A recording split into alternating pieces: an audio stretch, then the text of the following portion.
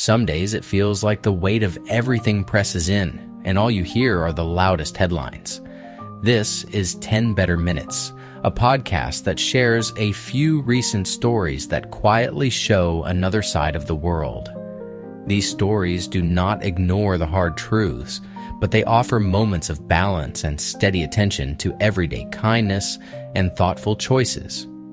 I am Ian Rhodes, your host, and I appreciate you taking this time to listen. Today, we will look at efforts to support communities through affordable housing and environmental care, alongside a story about forgiveness and understanding that unfolds in a very personal way. But first, I want to start with a story about a group of women creating Britain's first all-female co-housing community, finding new ways to age with dignity and connection.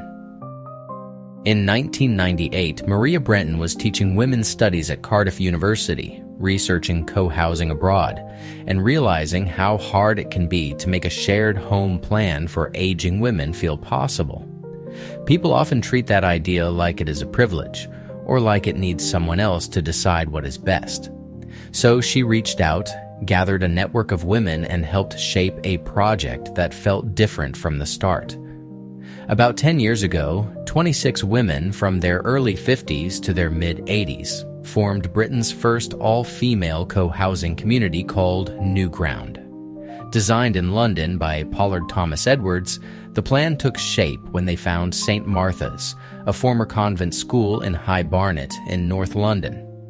Over 12 years, with support from Housing for Women and Hanover Housing Association, the school was transformed into 25 apartments. The building is more than private space.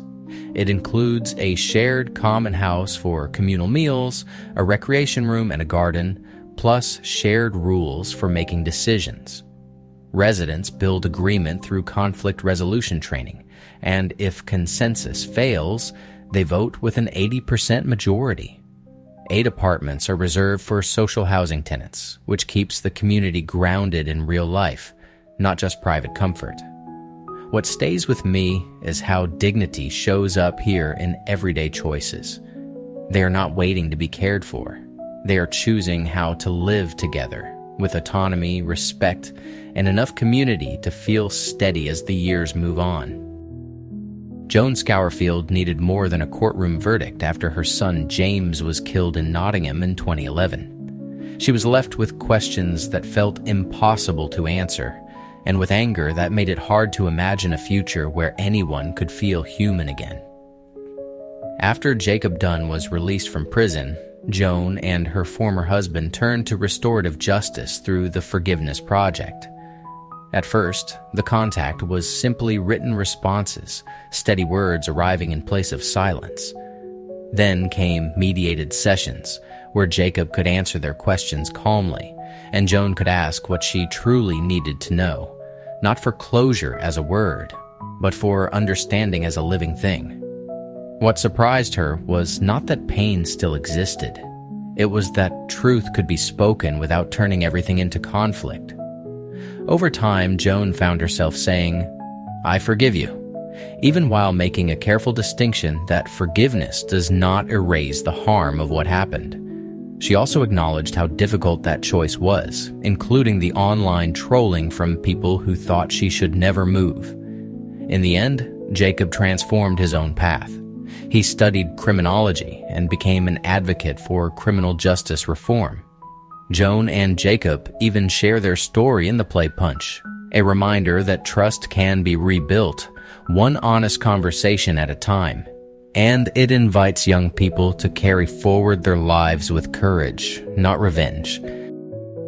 There's something quietly hopeful about watching everyday people help rebuild something that used to belong to the sea.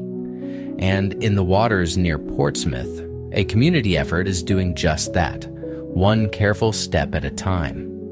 Last week, more than 260 volunteers gathered at Chichester Harbour near Portsmouth for what the organizers described as the United Kingdom's largest subtidal oyster reef restoration project.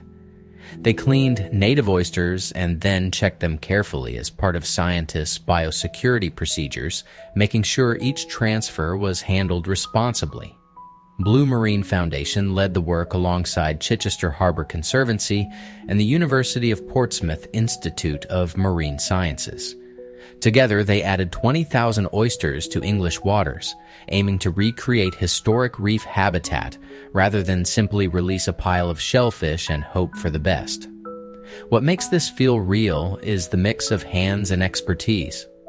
Dr. Luke Helmer noted that native oyster populations collapsed over the last century, and rebuilding at scale is needed to restart the kind of underwater structure that marine life can depend on. Oyster reefs are more than a home. They help shape the ecosystem around them, supporting biodiversity and contributing to healthier coastal waters over time. It is a simple act with a long horizon. People show up, follow the procedures, and help give the sea a chance to recover something familiar. It is easy to think of microplastics as an invisible problem, but this story turns that invisibility into something you can actually see and do something with. And it comes from 3 teenagers who chose to build, not just worry. Vivian Chausharia, Ariana Agarwal, and Aviana Mehta are 16-year-olds, and they invented Plastic, an all-natural clumping agent made from powdered tamarind seed. The idea is refreshingly simple.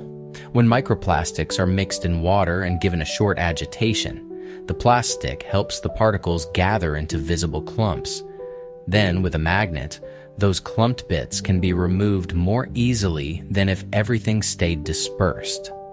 It is a small, practical shift in how water is treated, aimed at places where advanced filtration is not always within reach. What makes their progress feel especially hopeful is that they did not stop at the chemistry.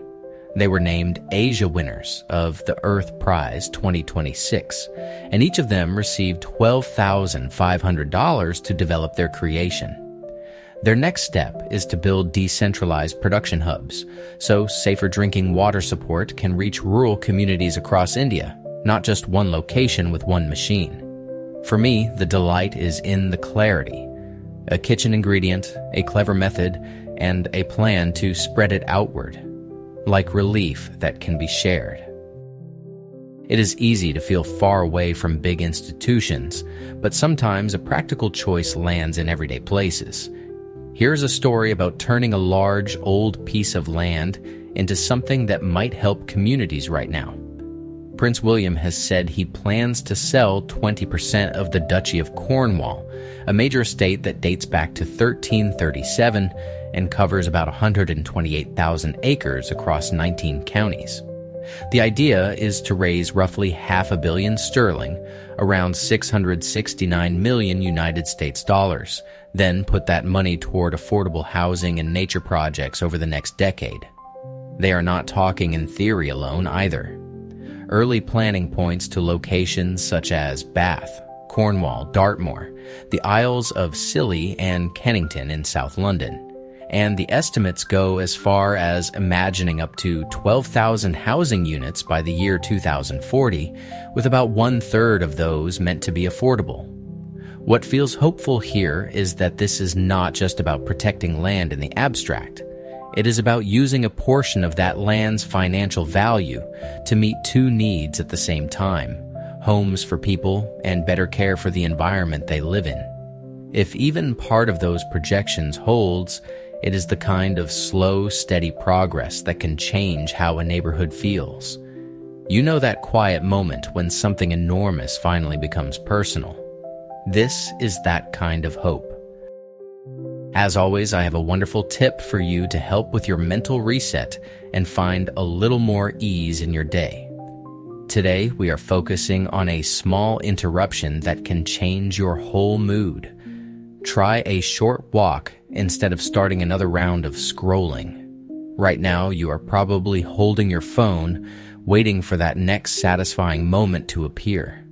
But your mind stays fed on the same loop, and your body does not really get a chance to catch up. So here is the gentle swap. Tell yourself you will not open anything new for a few minutes. Stand up, let your feet hit the floor on purpose. Step outside, even if it is just to the end of the driveway, down the hallway, or around the block. Keep it simple. No performance, no checklist.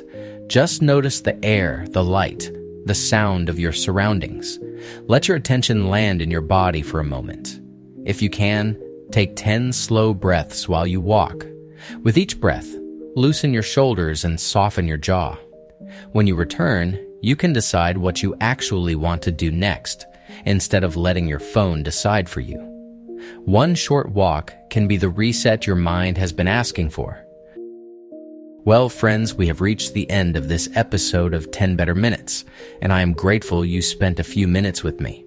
If today felt heavy or loud in your head, I hope these stories gave you a quieter kind of grounding.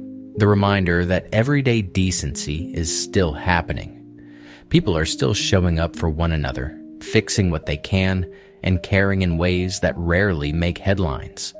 That is the point, really. Not that everything is perfect, but that goodness has not disappeared.